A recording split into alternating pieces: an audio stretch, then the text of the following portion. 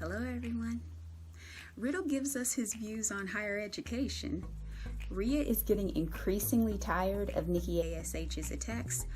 And Omos, I'm Casualeann. Come with me.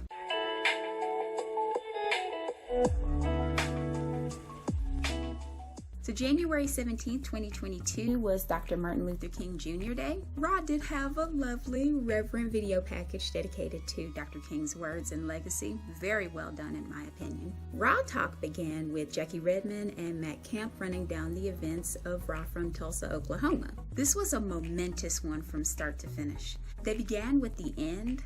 The former Hurt Business go to war with the Almighty's match with Seth Rollins being thrown out. And as the Visionary watched on in amazement, the Usos gave him a surprise all his own. This was a beatdown he didn't dodge. It's hilarious to me that the twins straightened their jackets at the same exact moment, almost as if it was choreographed, but I don't think it was. It was too subtle an action to be anything more than identical DNA and decades as a team at work.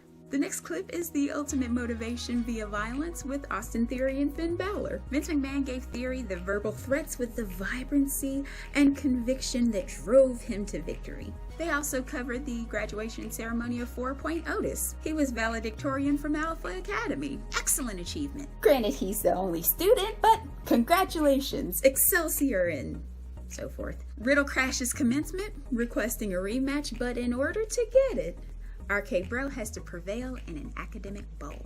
Otis seems mortified by this prospect, and the graduating Randy Orton ruined the final moments of this appearance. He and Riddle even turned their tassels after the attack to signify their transition to alumni. Riddle and KP are chewing the fat, just back and forth as if the cameras have interrupted their conversation. The original Bro has a bit of the rhetorical diarrhea, talking about wanting to go undercover at a college, but Randy just told him to just read a book instead. By the way, go to school at some point if you can. You'll learn how to absorb the knowledge in those books better, and if you go in with a backbone, you'll determine what information is useful to you and what you can just discard at the end of the semester.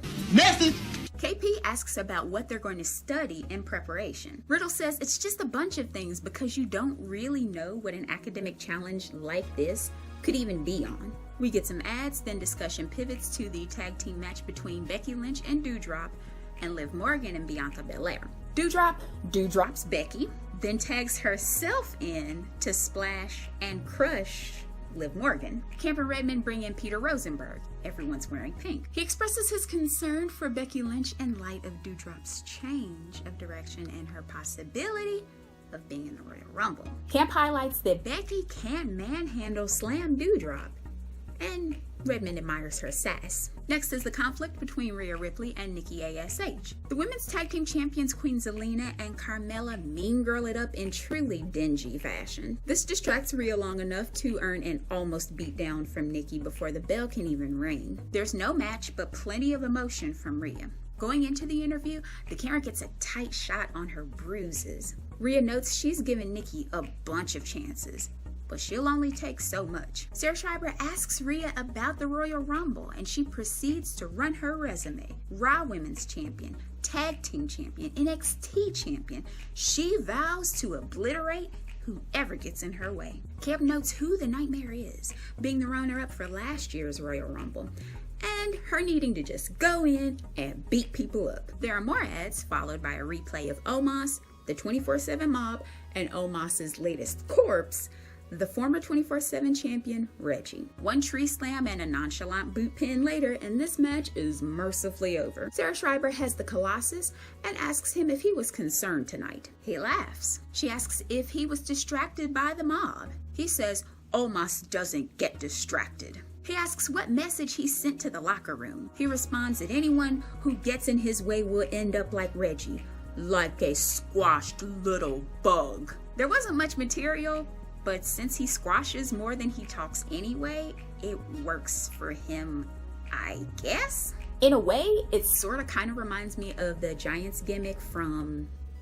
WCW. Early Giant, but less charismatic. Peter Rosenberg is elicited for his thoughts on Bobby Lashley. He wanted MVP to defend him with that cane, But Bobby had to take care of business. We don't want MVP getting too close or too into the mix because of his knee surgery. Brock wasn't on Raw. And if I'm being brutally honest, I didn't miss him. That's how good the show actually was. I hope this back and forth and in and out isn't a taste of things to come because we have a part-time WWE champion. We've had Brock as a major champion before, and those 4 times a year title defenses felt like Brock was just holding the title hostage. It's been some of the least fun I've ever had watching WWE. Lastly, Redmond, Camp, and Rosenberg talk head of the table. Again, the main idea is that Seth knows Roman better than anyone else, and that gives him an advantage. Camp knows the mind games, and again, all of the championship victories Rollins has over the tribal chief. Rosenberg suggests it's Roman's match to lose. Any mistakes would have to come from him.